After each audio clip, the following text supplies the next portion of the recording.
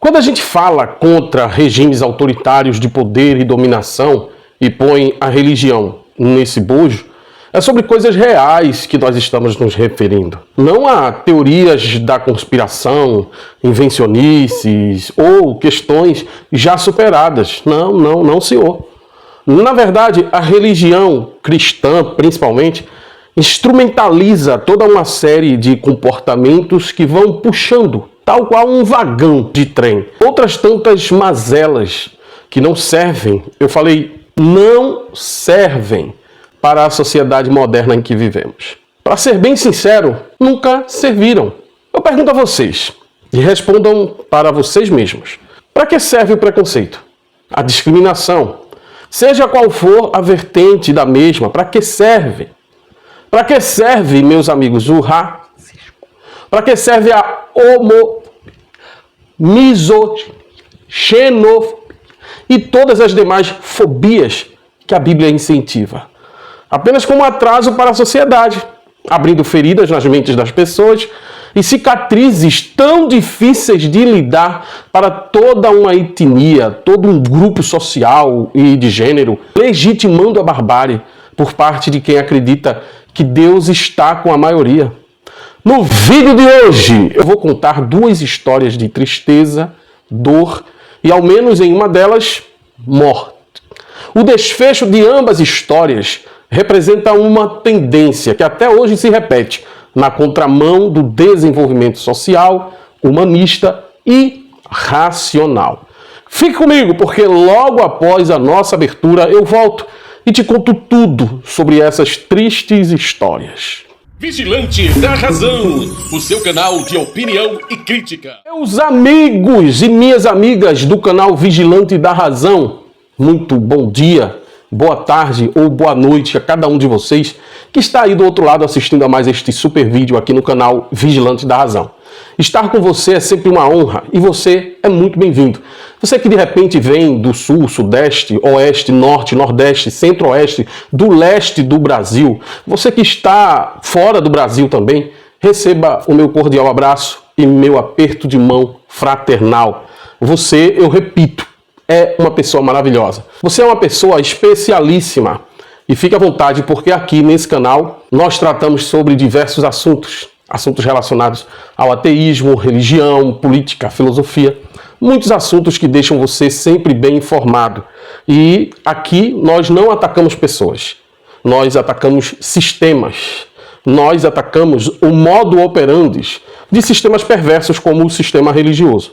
Então, é muito bom ter você aqui. Se você ainda não me conhece, meu nome é Denilson Douglas. Eu sou o apresentador do canal e também peço a você encarecidamente que você se torne uma pessoa inscrita no canal.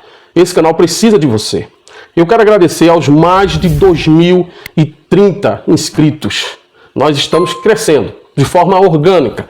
Um indicando para o outro, um recomendando ao outro. Você comentando me ajuda muito. Você dando uma curtida, você compartilhando este vídeo. Sempre me ajuda bastante. Mas eu quero falar para os membros do canal. Você que faz parte aí do grupo de membros, do grupo de assinaturas do Vigilante da Razão, muito obrigado.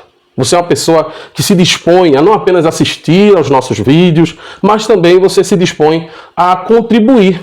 Isso, quando você faz isso, você me deixa muito feliz.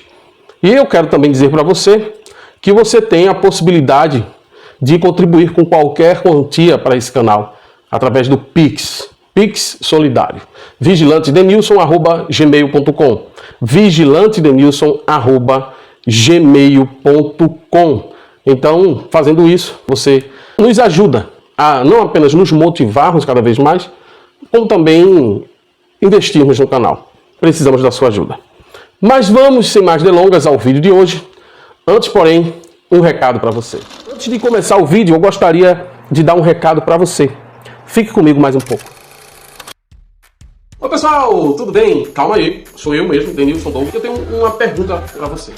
Você tem uma empresa? Sabia da importância e a obrigatoriedade de investir na segurança de seus colaboradores? Se você deseja saber mais sobre as documentações, treinamentos e ações de segurança e medicina do trabalho, entre em contato com a DDS Segurança do Trabalho e Serviços, que eu mesmo irei até você para resolver todos os seus problemas. Ministramos palestras, cursos, treinamentos de segurança do trabalho, prestamos serviços de consultoria e assessoria em engenharia, medicina e segurança do trabalho, despachamos licenças ambientais, certificados de regularização dos órgãos competentes e muito mais. Solicite agora mesmo o seu orçamento pelo telefone 81992275971 ou pelo e-mail denilson@sedcursos.com. Lembrando que atendemos a todo Pernambuco, Alagoas e Paraíba. Essa é a história de George Stinney, um jovem de pele preta e que foi acusado injustamente, condenado e executado também injustamente por um tribunal oficial lá nos Estados Unidos da América. Esse ocorrido foi em pleno auge das políticas de segregação racial naquele país. George Stinney Jr., nascido a 21 de outubro de 1929 e executado a 16 de junho de 1944, foi um adolescente afro-americano condenado à pena de morte em junho de 1944 na cidade de Alcolu, Carolina do Sul. Foi executado aos 14 anos de idade, o que ainda faz dele a pessoa mais jovem a ter sofrido a pena capital nos Estados Unidos no século XX. A condenação de Stinney e o processo judicial que levou à sua execução, como eu já falei, foram injustos, visivelmente, segundo o que verificou-se, segundo os dados que ainda hoje são contestados, cheio de parcialidade e motivada por racismo. Em 2014, 70 anos após sua execução, a sentença condenatória foi considerada oficialmente um erro judicial e anulada por um tribunal por conter inúmeras falhas e inconsistências no processo. Mas de que serviu a constatação da corte, já que o jovem George já não estava mais entre nós? Reconhecimento de culpa tardio, hein? Mas essa nossa primeira história merece ser contada com mais detalhes, principalmente porque a segunda história, que vem logo após, já não dispõe de tantas informações assim. Conheça George Stinney Jr. Em 1944, George Stinney Jr. vivia em Alcolu, no condado de Clarendon, na Carolina do Sul, nos Estados Unidos. O rapaz de 14 anos morava com o pai, George Stinney Sr., a sua mãe, Aimee, os irmãos John, de 17 anos, e Charles, de 12 anos, e as irmãs Catherine, de 10 anos, e Aimee, de 7 anos. O pai trabalhava numa serraria e a família vivia numa casa fornecida pelo patrão dele. Alcolu era uma cidade pequena de classe trabalhadora, onde na área residencial a comunidade negra vivia separada dos brancos, pois infelizmente imperavam as leis de Jim Crow. Isso era típico de várias cidades do sul dos Estados Unidos, com escolas, igrejas e outros locais públicos segregadas racialmente por força de lei, com pouca ou nenhuma interação entre brancos e negros. A propósito, eu andei pensando, sabe uma coisa? Um detalhe que chama muito a minha atenção é que naquela época não se tinha muita notícia de igrejas tradicionais e pentecostais, que eram as mais jovens, né, as recém-fundadas. Não se tinha notícias de igrejas a se oporem às leis segregacionais impetradas pelos Estados Unidos da América. Mesmo que depois tivesse surgido Martin Luther King e tudo mais.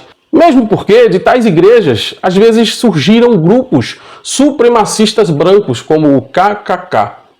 Vocês sabem que grupo seria esse? Em outro vídeo eu conto, ou vocês podem pesquisar um pouco, né? Dar um Google, ok? Em 23 de março de 1944, duas meninas, Betty June Binnaker, de 11 anos, e Marie Emma Thames, de 8 anos, andavam de bicicleta à procura de flores. Ao passarem pela casa da família Stinney, perguntaram ao jovem George Stinney e à sua irmã Catherine se eles sabiam onde encontrar flores da paixão. Eram essas flores que as duas criancinhas estavam procurando. Mais tarde, quando as meninas não retornaram para casa, grupos de busca foram organizados com centenas de voluntários. Infelizmente, os corpos das meninas foram encontrados na manhã seguinte em uma vala cheia de água lamacenta. Ambas tinham sofrido ferimentos graves na cabeça. Stinney foi preso algumas horas depois e interrogado por vários oficiais em uma sala trancada, sem testemunhas além dos agentes. Após 1 hora, foi anunciado que Stinney havia confessado o crime. De acordo com a confissão, Stinney tentou abusar de Beth enquanto ela catava as flores. Após perder a paciência com a menor que tentava proteger a amiga, ele teria acabado por matar as duas com uma barra de ferro e atirou os corpos em um buraco lamacento. De acordo com os policiais, Stinney aparentemente tinha sido bem sucedido em matar ambas ao mesmo tempo, causando trauma contuso em suas cabeças, quebrando os crânios de cada uma delas em pelo menos 4 pedaços. No dia seguinte, Stinney foi acusado de assassinato em 1º grau. O pai dele foi demitido de seu emprego na serraria local e sua família teve que se mudar, temendo por represálias. Mais tarde, verificou-se que a tal barra de ferro usada no crime pesava mais de 9,7 kg. Segundo alegações, seria improvável, altamente improvável, que Stinney, um garoto magro, franzino, de apenas 40 quilos, fosse capaz de erguer tal peso e ainda tivesse força para golpear e matar as duas meninas ao mesmo tempo. Além disso, os policiais presentes na suposta confissão de Stinney teriam apresentado informações conflitantes e desencontradas e não teriam qualquer evidência física que corroborasse as histórias. O julgamento ocorreu em 24 de abril no Tribunal do Condado de Clarendon. Após a seleção do júri, o julgamento começou às 12h30 da tarde e terminou às 17h30. Em apenas 10 minutos, o júri, composto inteiramente de homens brancos, emitiu o veredito de culpado e a sentença: morte na cadeira elétrica. O advogado de Stinney, Charles Plowden, apontado pelo Estado, não contra-argumentou, não convocou testemunhas e tampouco recorreu da sentença. Sob as leis da Carolina do Sul, todas as pessoas com idade superior a 14 anos eram e ainda são tratados como um adulto. Em 16 de junho de 1944, George Stinney foi executado no Complexo Correcional de Columbia, na Carolina do Sul. Às 7h30, Stinney caminhou até a cadeira elétrica com a Bíblia debaixo do braço. Para quê, né? O equipamento de eletrocução de tamanho adulto não lhe servia e quando foi atingido pela primeira onda de eletricidade de 2.400 volts, a máscara que cobria o seu rosto escorregou, revelando as queimaduras de 3º grau em seu rosto e em sua cabeça. Foram necessárias 3 descargas elétricas até ele ser declarado oficialmente morto, 4 minutos após o início do procedimento. Todo o processo e a investigação do caso, claro, geraram muitas controvérsias. Contudo, em 17 de dezembro de 2014, 70 anos, eu falei 70 anos depois da sua execução, a justiça, por meio da juíza Carmen Mullen, anulou a condenação de George Stinney. A magistrada tomou esta decisão após o pedido de familiares de George, porque o Tribunal da Carolina do Sul falhou em garantir um julgamento justo em 1944. Isso fez dele apenas um suspeito. Ele não foi inocentado, já que um novo processo seria necessário para provar ou não sua culpa. A juíza, apesar de não desconsiderar a hipótese de Stinney Jr. ter cometido o crime, concluiu pela análise dos fatos ser provável que a confissão tenha sido conseguida através de meios coercitivos, decidindo assim pela anulação da sentença anterior. Ou seja, fim da história, o nosso amigo George Stinney, 70 anos após, foi promovido de condenado a suspeito. Agora vamos à segunda história. Como eu falei, essa não tem muitos detalhes, apesar de que a vítima estava ao meu lado. O seu relato foi o suficiente para eu reagir, apenas pedindo a oportunidade para reproduzir o seu drama no canal, sem a identificar por motivos óbvios. Nessa última semana, eu estou em fevereiro de 2025, eu levei um jovem em meu carro de uma cidade a outra.